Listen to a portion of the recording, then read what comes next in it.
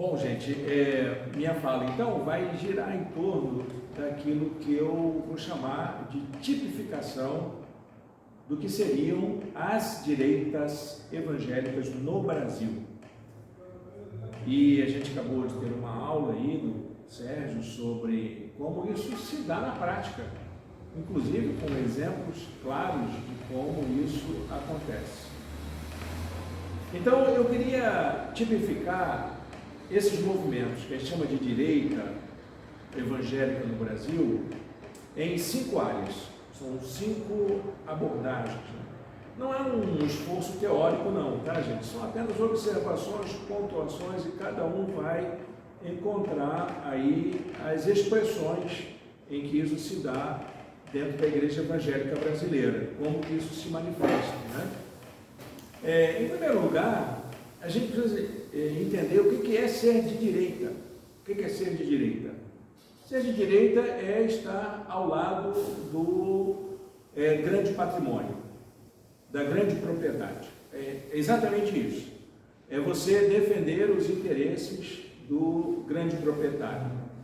Eu estou usando aqui uma expressão que vem desde os tempos da Internacional Socialista no século XIX, que se baseou naquela divisão que havia no parlamento francês, quando eles observavam, né, de que os favoráveis aos interesses do grande patrimônio sentavam-se à direita e os que eram mais favoráveis aos interesses sociais, às necessidades do povo, sentavam-se mais à esquerda.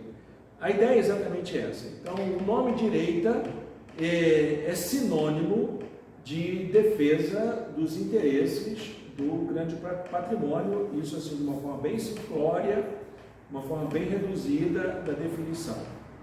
É exatamente aqueles que se interessam pelos grandes movimentos. Esses nomes surgiram na época da Revolução Industrial, quando os grandes proprietários, né, tinham hegemonia e eles precisavam da mão de obra barata para fazer as suas grandes indústrias e os seus grandes conglomerados econômicos funcionarem. E acarretou, claro, uma concentração de renda muito grande, de tal modo que a Europa do século XIX, estamos falando de realidade europeia, tá bom, gente? A Europa do século XIX se notabilizou pela potência econômica dos grandes proprietários. Ela se organizou, ela regulou suas leis, suas economias, a sociedade de modo geral, a partir desse poder do grande patrimônio e da capacidade dessas organizações que defendiam o grande patrimônio de se organizar. E, é claro, hoje a gente continua com essa bipolaridade da sociedade entre esquerda e direita, com as suas várias matizes. Então nós não podemos falar de uma direita só e nem de uma esquerda só. E isso está presente em todas as esferas da sociedade, inclusive na igreja evangélica. A igreja evangélica tem esta característica. De um modo geral, e aí a primeira tipificação, que é a tipificação genérica, né? O de direita característico, né? Ele, em primeiro lugar, ele é um conservador moral. Ele está preso ao conservadorismo moral. Ele tem alguns valores que ele atribui como base para a organização da sua vida, para a sua própria segurança. Em segundo lugar, ele é um liberal econômico. Em termos político-econômicos, ele segue o pensamento liberal. Ele não segue o liberalismo teológico, o liberalismo moral, mas em termos econômicos, ele pensa do modo liberal. O que é o pensamento liberal econômico e político?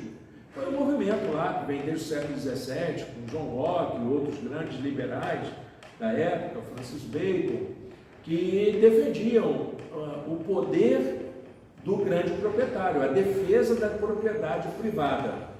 E a gente de fato, um pouco desse liberal econômico, todos nós somos. Todas as pessoas que defendem liberdade de pensamento, liberdade de propriedade, direito de propriedade, todos são liberais de modo geral. Nós somos liberais econômicos e políticos também. E também nós vamos encontrar a forma de organização burguesa. A palavra burguesa se tornou uma palavra pejorativa em alguns meios, mas ela é isso mesmo. A burguesia, o que ela é? A burguesia é essa força que fica entre o proletariado e o grande proprietário. A burguesia é o produto da modernidade e do capitalismo moderno, ou do capitalismo predatório, que o Sérgio acabou de falar para a gente. Ela é essa força que surge dentro do contexto urbano, dentro de uma organização social que busca ascensão social, que quer deixar a sua condição proletária para chegar a uma condição de elite, de nobreza. E ela faz isso frequentando os ambientes acadêmicos, estudando, fazendo universidade. O burguês é isso, o burguês é o que consome produtos que vai fazer com que ele tenha uma sensação de que ele não é mais proletário, mas está chegando à elite. E essa característica é muito presente dentro da igreja evangélica. Os nossos jovens são orientados a fazerem faculdade, a buscar um padrão de consumo, a terem comportamentos urbanos, civilizados, que é o característico da burguesia. Então, a burguesia não é um termo pejorativo, mas é um descritor de uma determinada condição social de existência dentro dessa polarização que era a sociedade do tempo que chegou até a modernidade. Essa sociedade polarizada entre pobres e ricos. Então, o burguês é aquele que está no meio. O burguês vem de burgo, que quer dizer cidade. Não é? É aquele que vive na cidade, é o que vive a realidade urbana.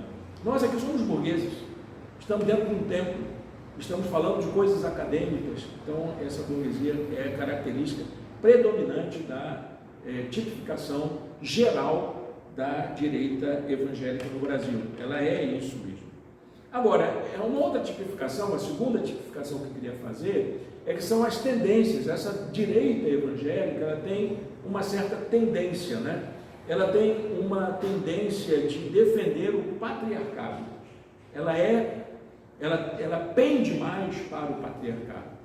E quando eu falo de patriarcado, estou falando dessa herança da dominação masculina, do macho viril, da virilidade, da coragem, homens de coragem, essas coisas todas. Então, a direita evangélica, ela pende muito mais para a manutenção do patriarcado.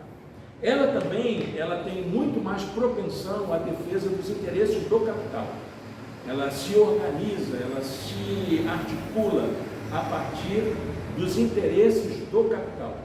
Não do interesse social, mas dos interesses do capital. E também ela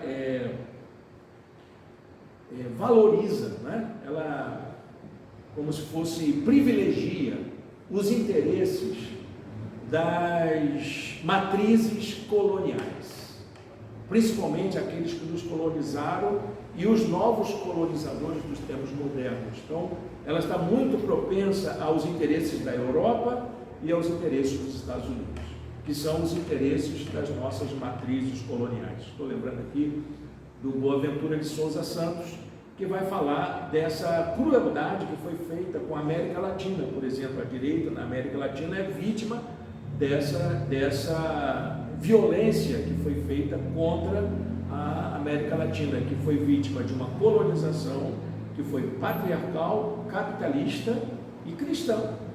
E ninguém escapou dela, nem o catolicismo, nem o protestantismo. Uma outra tipificação que eu queria fazer dessas direitas evangélicas, de modo geral, que existem, são as estratégias utilizadas pela direita para se manter dentro das nossas igrejas. A primeira estratégia é a estratégia do anticomunismo. Ela levanta a bandeira do anticomunismo.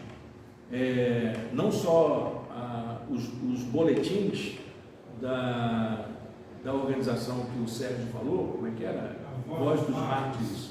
Tinha também o Jornal de Oração, tinha também aquela organização que fazia distribuição de Bíblias, Irmão André, Eram vários, Só um detalhe, Eu lembrei que a voz dos mates foi investigada pelo SMI também. E também, a gente tinha também a Mensagem da Cruz, eu lia todos eles e via a maneira como que o comunismo era apresentado como um demônio para a fé evangélica. E que, assim, tem equívocos nessa compreensão. Tem muitos equívocos nessa interpretação. Mas, na verdade, ela é uma estratégia. O discurso anticomunista é uma estratégia que surgiu lá nos Estados Unidos com o macartismo, que foi trazida para o Brasil como uma espécie de bandeira para garantir as políticas do golpe de Estado de 1964. Uma outra estratégia que é utilizada pelas direitas evangélicas é o desprezo ao diálogo. A ideia do diálogo ela é impossibilitada. Não há espaço para o diálogo, sobretudo o diálogo interreligioso. A demonização das religiões africanas, a demonização do próprio catolicismo e de movimentos evangélicos, de modo geral, como outros grupos minoritários, sempre foi uma tendência de mostrar, de um lado, aquilo que eu penso sobre o adventismo, sobre os testemunhos de Jeová, sobre os papas católicos e sobre outros movimentos mais. Então, a falta do diálogo interreligioso. Outra característica que é estratégico, não é por causa de bandeiras de interpretação teológica, mas a intolerância de gênero, é uma estratégia.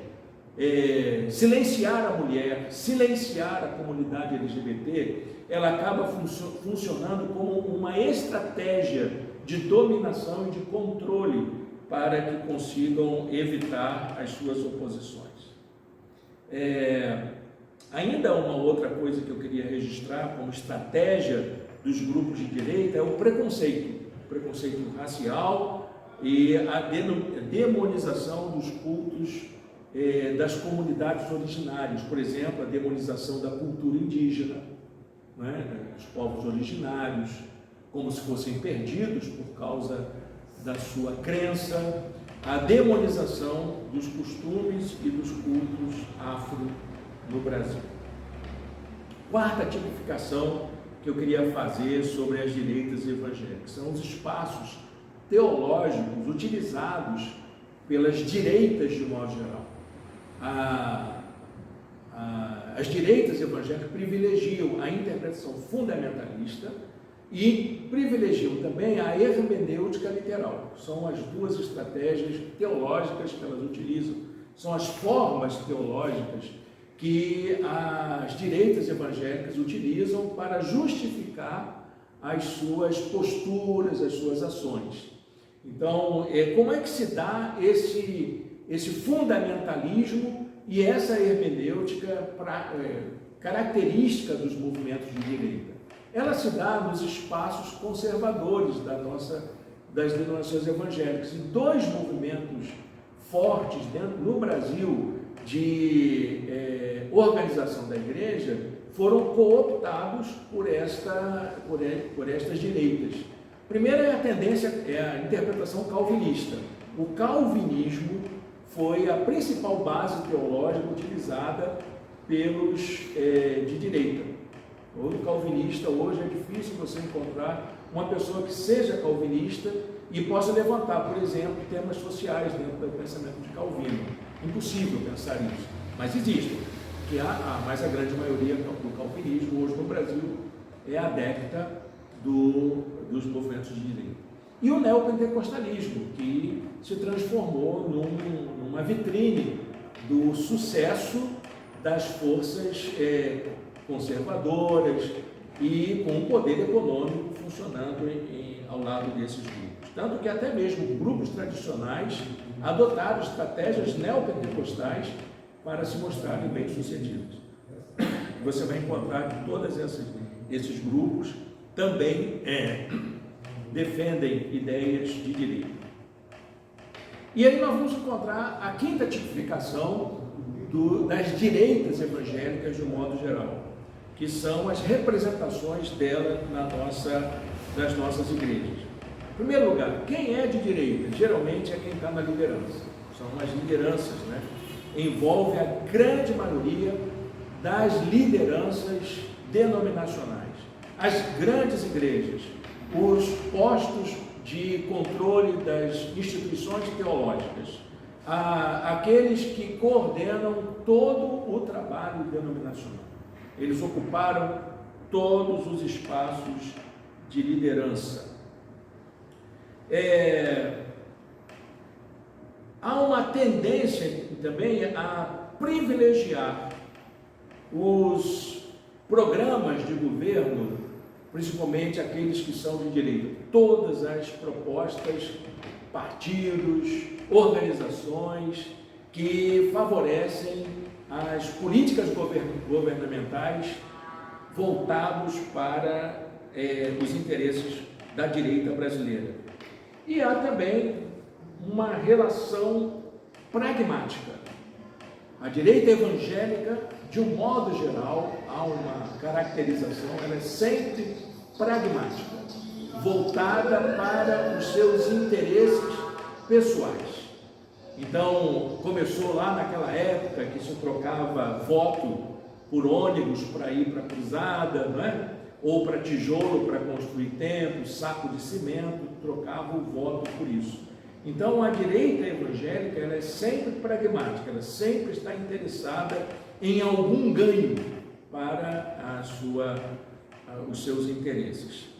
Bom, gente, era isso que eu queria deixar. Não há nenhum aspecto crítico aqui, nenhum aspecto mais assim, de a gente teorizar, mas são expressões que a gente vai anotar para o nosso debate. Obrigado pela atenção de vocês, tá, gente?